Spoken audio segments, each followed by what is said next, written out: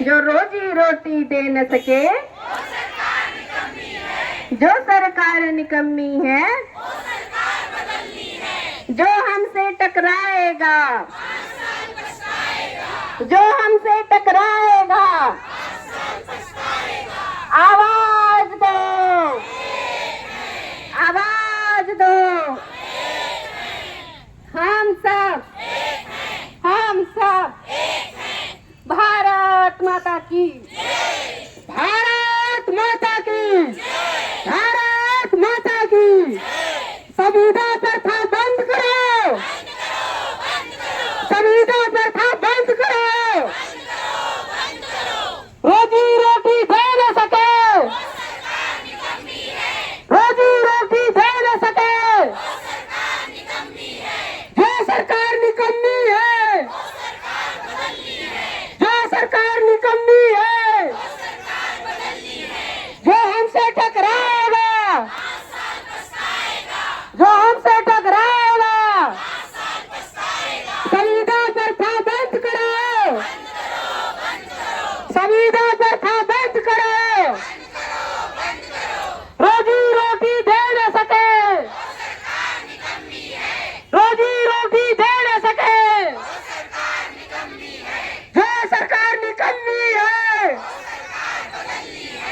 जो सरकार निकम्मी है। नमस्कार।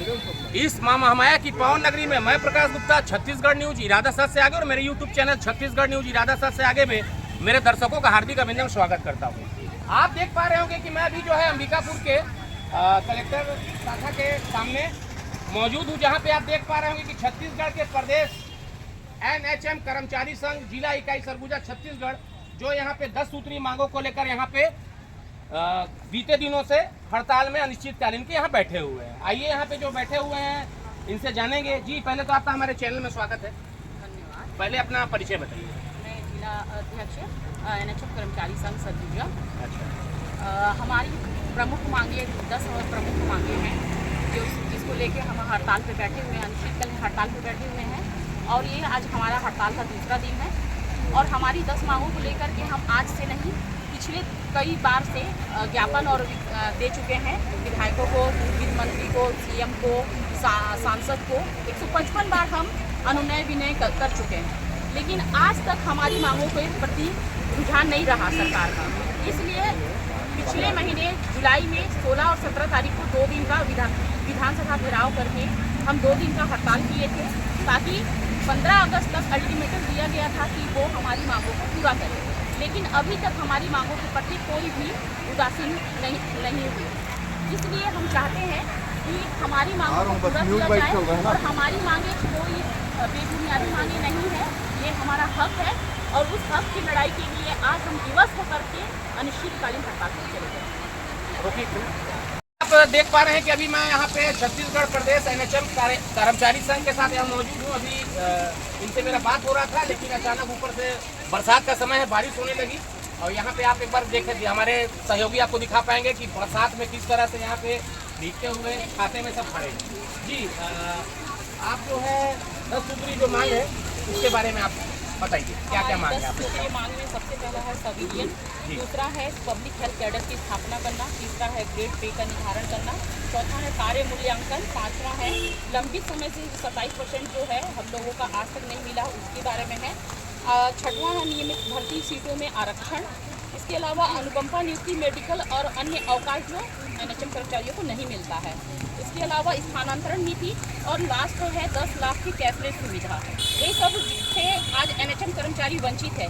यदि एनएचएम कर्मचारी में कोई दिव्यांग हो जाते हैं तो उसके घर परिवार के लिए कुछ भी नहीं है, ना तो बीमा योजना है, ना तो पेंशन है और ना तो उनको कैशलेस अनुकंपा नियुक्ति है।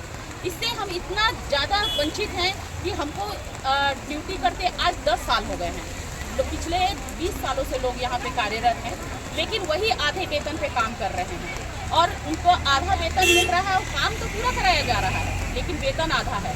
इसी तरह कोरोना काल में हमको फ्रंट लाइन वर्कर बना के काम कराया गया, लेकिन उसके प्रति भी सरकार जागरूक नहीं हुई कि इन लोग इतना काम किए हैं, इन लोगों का समान वेतन किया जाए। समान वेतन की लड़ाई भी हम 2018 से लड़ रहे हैं, लेकिन ना तो समान वेतन किया गया, ना तो नियमित किया गया। और इसलिए आज हम बाधित होकर के अनिश्चितकालीन हड़ताल पर चल रहे हैं। ठीक है, आप लोग यहाँ अपनी मांगों को लेकर 10 सूत्री मांगों को लेकर यहाँ पे हड़ताल में बैठे हुए हैं।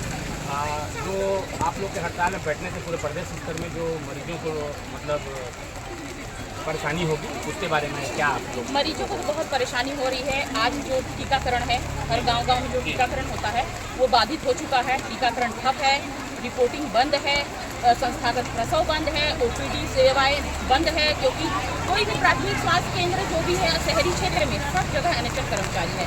एनएचएम कर्मचारी के नहीं होने पर सभी जगह बाधित हो चुका है और जितने भी अपने क्या बोलते हैं ग्राही है वो वापस कर रहे हैं, क्योंकि भीड़ इतनी ज़्यादा है और 2 डॉक्टर को संभालने हैं। तो आप हमारे छत्तीसगढ़ न्यूज इरादा सच से आगे के माध्यम से आप सरकार को क्या मैसेज पहुंचाना, संदेश देना चाहते हैं, आप लोग बताइए। मैं सरकार को बस यही मैसेज पहुंचाना चाहती हूँ कि हमको कितनी बार छला जाएगा और कितनी बार बस यहीं पर अंत किया जाए, क्योंकि सरकार हमारे मंच पे आके एनएचएम कर्मचारियों को वादा कर चुकी थी कि जब वो उनकी सरकार बनेगी बीजेपी सरकार, तो वो हम लोगों को 100 दिन में कमेटी बना करके रेगुलर करेंगे, सविलियन करेंगे। लेकिन सविलियन तो छोड़ो, 100 दिन में आज तक उनकी कमेटी तक नहीं बनी। हाँ, कमेटी बनी लेकिन वो झूठी कमेटी बनी, जिसको आज तक हमारे जो प्रांतीय टीम है किसी को उस पर नहीं शामिल किया गया।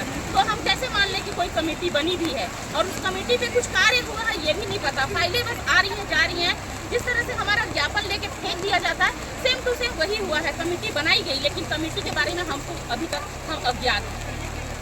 आइए यहाँ पे और भी लोग हैं, उनसे भी जानेंगे। जी, आपका पहले तो हमारे छत्तीसगढ़ न्यूज इरादा सच से आगे मेरे यूट्यूब चैनल में आपका स्वागत है। पहले तो अपना परिचय बताइए। संजय कुमार गुप्ता, आर्मी के अध्यक्ष हूँ। जी, जैसा कि आप लोग यहाँ पे 10 सूत्री मांगों को लेकर यहाँ पे बैठे हुए हैं अनिश्चितकालीन हड़ताल पर, बताएंगे। मोदी की गारंटी विष्णु का सुशासन, इसी वादे के साथ छत्तीसगढ़ में बीजेपी की सरकार आई और 100 दिन के भीतर कमेटी बनाकर हमको संविलियन करने और नियमित करने का आश्वासन दिया गया था। जैसे कि हमारे जिला अध्यक्ष ने बताया, कमेटी तो बनी है लेकिन आज तक उस कमेटी के बारे में हमें कुछ भी जानकारी नहीं है, ना ही हमारे बारे में क्या निर्णय लिया गया है उसकी कोई जानकारी हमको नहीं है। हमारी जो 10 सूत्री मांगे हैं बिल्कुल जायज़ मांगे हैं। पिछले 20 वर्षों से हमारे एनएचएम कर्मचारी अपनी जान को जोखिम में डाल के फ्रंट लाइन वर्कर के तौर पे काम कर रहे हैं। आप आयुष्मान आरोग्य मंदिर जो कि पहले सब सेंटर के नाम से संचालित होते थे, प्राथमिक स्वास्थ्य केंद्र चले आइए, सामुदायिक स्वास्थ्य केंद्र चले आइए, सिविल हॉस्पिटल चले आइए, जिला हॉस्पिटल चले आइए। फ्रंट लाइन वर्कर के तौर पे हमारे एनएचएम के कार्यकर्ता सबसे ज़्यादा है वहाँ, लेकिन सरकार को हमारे एनएचएम कार्यकर्ता की लगती भर चिंता नहीं है, जिससे तो यही लगता है कि मोदी की गारंटी और विष्णु का सुशासन 100 दिन के क्या 1.5 साल के भीतर पूरी तरीके से फेल नजर आ रही है। और आप लोग यहाँ कल से बैठे हुए हैं, आप लोग जो है इस हड़ताल की शुरुआत जो है किस माध्यम से किए थे? हमने पत्राचार के माध्यम से सर शुरुआत किया है। इससे पहले हमने 2 दिन का धरना प्रदर्शन और किया था और पत्राचार के माध्यम से सरकार को ये प्रेषित किया था कि सरकार हमारी मांगों को ध्यान दे और हमारी मांगों को पूरा करने का पुरजोर प्रयास करे। नहीं तो 15 अगस्त से ही प्रयास था, लेकिन 18 अगस्त से हमारा ये कल से चालू हुआ है हड़ताल। तो आप देख पा रहे हैं कि इन्होंने ये सभी अपनी पीड़ा बता रहे हैं कि इनको क्या 10 सूत्री मांगों में चाहिए। एक बार हमारे सहयोगी यहाँ दिखाएंगे किस तरह से यहाँ पे बारिश में सरकार को जगाने के लिए यहाँ पे सभी मौजूद हैं। यहाँ पे और भी यहाँ पे आइए कुछ लोग हैं, उनसे भी जानेंगे। जी, अपना परिचय बताइएगा। मेरा नाम है अरुणा टोप्पो, मैं डिस्ट्रिक्ट में यहाँ पदस्थ हूँ टीआरटीवी काउंसिलर की पोस्ट में। जी, तो जैसा कि आप लोग यहाँ पे इतनी बारिश में पंडाल के नीचे 10 सूत्री मांगों को लेकर बैठे हुए हैं, बताइए क्या कहेंगे? सर, क्या है कि कई वर्षों से यहाँ जितने भी पूरा ब्लॉक के कर्मचारी यहाँ उपस्थित हैं, वो लोग अपना संघर्ष कर रहे हैं ये उम्मीद से कि सरकार सुनेंगे करके, है ना। क्योंकि बहुत सारे फैमिली में क्या है, इनकम भी बहुत कम आती है, जो यहाँ कर्मचारी हॉस्पिटल्स में पदस्थ हैं, है ना, ब्लॉक में है ना। तो जितना सैलरी हम यही चाहते हैं कि नियमितीकरण, मेन हमारा जो मुद्दा है नियमितीकरण, अगर नियमितीकरण सरकार कर देगा तो फिर हम लोग मतलब हमारा लाइफ बन जाएगा, कहने का मतलब ये है। तो हम इसी उद्देश्य से यहाँ सभी को उपस्थित हैं कि जब तक हमारी मांग पूरी नहीं होती है, हम अनिश्चित हड़ताल में यहाँ डटे रहेंगे और लड़े रहेंगे, सब एकजुट बन से। आप देख पा रहे होंगे कि जिस पंडाल पे बैठे हुए हैं वो भी जो है बारिश की वजह से चूर रहा है और यहाँ पे इनको बैठने का भी व्यवस्था नहीं है, लेकिन अभी तक यहाँ पे कोई भी जनप्रतिनिधि या कोई जिम्मेदार आया कि नहीं, जानेंगे। जी बताइए, आप लोग कल से यहाँ बैठे हुए हैं, यहाँ पे अभी आप लोग के पास कोई सरकार जनप्रतिनिधि आया कोई आप लोग की मांगों को सुनने के लिए? तो क्या कहेंगे सरकार को साय में?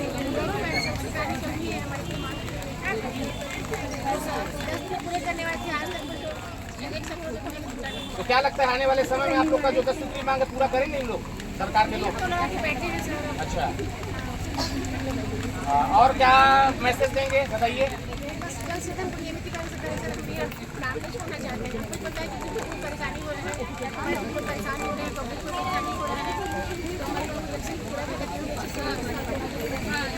तो आप देखें, बताइए क्या कहना है, अपना परिचय बताइए पहले।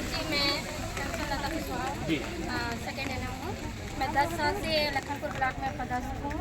और सर ये टीचर लोग को 2 साल में अपना ये क्या बोलते हैं रेगुलर कर सकता है, तो ये 10 साल 12 साल 20 साल में क्यों नहीं कर सकते? सरकार एक प्राइवेट एरिया बनाना चाहिए। ये क्या परीक्षा अवधि होना चाहिए, 30 साल का हो, 5 साल का हो, 7 साल का हो, 10 साल का हो। इसमें भी मतलब प्राइवेट एरिया होना चाहिए। संविदा में कितना दिन तक लोग अपना शोषण कराए? और कुछ कहेंगे? बस ये है कि सरकार से हम निवेदन करते हैं, आवेदन करते हैं कि वो हमारी मांगों को समझे, हमारी मुसीबत को समझे, हमारी परेशानी को समझे। हम किस स्तर से गुजर रहे हैं, किस निम्न स्तर से गुजर रहे हैं, उसको समझे। और हमारे चैनल के माध्यम से स्वास्थ्य मंत्री जी को क्या मैसेज देना चाह रहे हैं? सर मैं यही बोलूँगी कि जो संघर्ष कर रहे हैं उनको कुछ तो मिलना चाहिए। मतलब समान कार्य समान वेतन होना चाहिए, नियमितीकरण होना चाहिए। क्या बोल रहे हैं? समान कार्य जब कर रहे हैं तो एकदम भी समान नहीं होना चाहिए ना, ये हम लोग का सर्वोच्च है, वहाँ तक पहुँचने। अच्छा, तो आप देख रहे हैं लगातार यहाँ पे बारिश के बीच में हम लोग यहाँ पे जुड़े हुए हैं ग्राउंड जीरो पर। जी आपका पहले हमारे चैनल में स्वागत है, अपना परिचय बताइए। मेरा नाम रोशन चांदारी है। जी, मैं काउंसलर के पद पे यहाँ पे 12 साल से कार्य कर रही हूँ और बहुत कम पैसे में हम लोग काम कर रहे हैं। मतलब कार्य तो हम करते हैं, इज्जत तो मिलती है हमको हॉस्पिटल में, लेकिन घर चलाने के लिए पैसे बहुत कम है, जिससे हमको बहुत कष्ट होता है। बच्चों को अच्छी स्कूल में दाखिला देना है, उनको अच्छी शिक्षा देना है। तो सरकार से हमारा अनुरोध है कि हमारे लिए जो 10 सूत्रीय मांगे हैं उस पर वो विचार करें और हमें नियमितीकरण का तोहफा हमें जल्दी से जल्दी दें। और आपको एक बार जो है मैं इनका जो 10 सूत्री मांग है वो बैनर से मैं आपको पढ़ के भी बता देता हूँ कि इनका मांग क्या है। पहला तो इनका है कि सिविलियन एवं स्थायीकरण, दूसरा है पब्लिक हेल्थ कैडर की स्थापना, तीसरा है ग्रेड पे निर्धारण, चौथा लंबित 27% वेतन वृद्धि, पांचवा कार्य मूल्यांकन CR व्यवस्था में पारदर्शिता, और छठवां देख पा रहे होंगे आप नियमित भर्ती में सीटों का आरक्षण, सातवां अनुकंपा नियुक्ति, आठवां मेडिकल एवं अन्य अवकाश की सुविधा, 9वां स्थानांतरण नीति, 10वां न्यूनतम 10 लाख तक कैशलेस चिकित्सा बीमा सुविधा। और आप देख पा रहे होंगे किस तरह से यहाँ पे फर्श भी जो है चटाई बिछा हुआ तो वो भी ऊपर से बारिश होकर पूरा भीग चुका है। और ये अनिश्चितकालीन हड़ताल पे यहाँ डटे हुए हैं अपनी 10 सूत्री मांगों को लेकर। आइए और कुछ भी लोग हैं उनसे भी जानेंगे कि आप लोग क्या कहना चाहेंगे। अपना परिचय बताइए पहले। हाँ,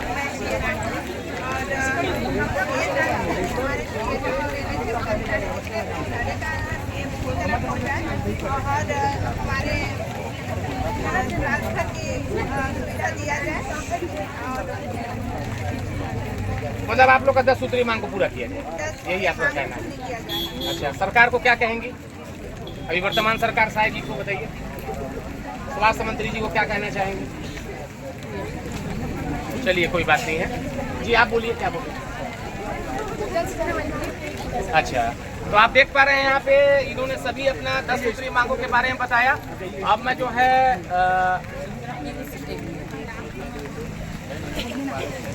जी अपना परिचय बताइए।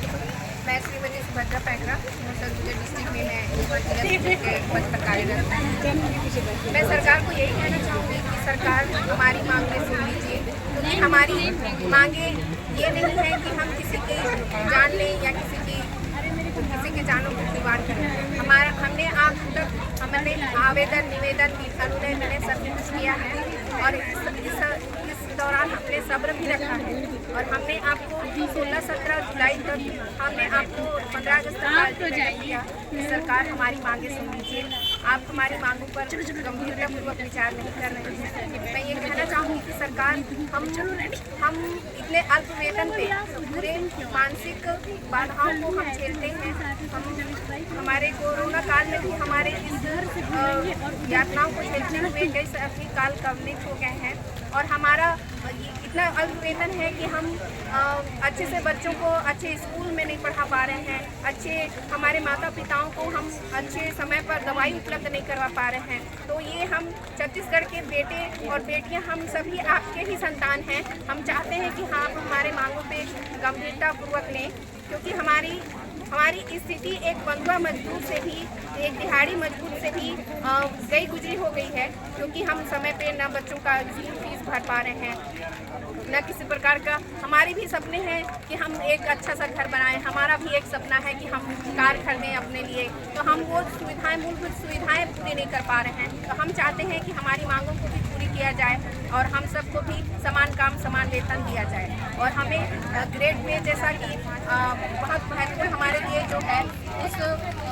उस संदर्भ में हमारे लिए संज्ञान लिया जाए और हमें भी नियमितीकरण का उपहार दिया जाए। तो आपने देखा कि इन्होंने अपनी 10 सूत्रीय मांगों को लेकर सरकार को संदेश भी पहुंचाया और मैं अब इनका ज़्यादा समय न लेते हुए अपनी वाणी को विराम करता हूं। अब देखने की बात यह होगी कि हमारे खबर चलने के बाद सरकार इनका 10 सूत्रीय मांग को कब पूरा करता है। अब मैं अपनी वाणी को विराम करता हूँ। जय हिंद, जय भारत, जय छत्तीसगढ़। पहले तो आपका हमारे छत्तीसगढ़ न्यूज इरादा सच से आगे और मेरे यूट्यूब चैनल छत्तीसगढ़ न्यूज इरादा सच से आगे में स्वागत है। पहले तो अपना परिचय बताइए। मेरा नाम राकेश कुमार जी है, मैं महाराष्ट्र से आया हुआ हूँ। हमारे यहाँ आज से स्ट्राइक चालू हुआ है मीनारेचम में। तो हमारी पहली मांग यही है कि हमको नियमितकरण करना जरूरी है। हम गए 10-15 साल से काम कर रहे हैं। मेरे जो सहयोगी हैं मेरे साथ आए हुए हैं, उनका भी सहयोग बहुत अच्छी तरह से है। हमारे जो सीनियर लोग हैं वो भी 15-20 साल से काम कर रहे हैं। बहुत लोगों की हमने शुरू में हड़ताल किया। हमारे महाराष्ट्र के अंदर नागपुर, नासिक और मुंबई यह जगह पे जाके बहुत सारे सांसदों को भी लेटर दिया, हड़ताल किया, रास्ता रोको किया, बट कुछ हुआ नहीं। तो आज ये समझ में आया, हर सरकार हर बार ऐसी बोलती है कि हमको चुन के लाओ, हम चुनने के बाद आपका काम कर देंगे। जैसा आपके छत्तीसगढ़ स्टेट में 10 मांगनी है, वैसे हमारी महाराष्ट्र सरकार के अंदर 17 मांगनी थी। बट अभी जो हमारा एक ही काम है कि हमको नियमितकरण करना बहुत ही ज़रूरी है। बहुत लोगों को बहुत तकलीफ होती और शासन प्रशासन जो कुछ शोषण कर रही है, इसके लिए हम रास्ते पे जैसा छत्तीसगढ़ में कल से उतरे, ऐसा हमारे महाराष्ट्र पे आज से उतरे हुए हैं। और एक ही मांग है, NHM जिंदाबाद और NHM कर्मचारियों को कायम नियमितकरण करें, यही हमारी मांग है।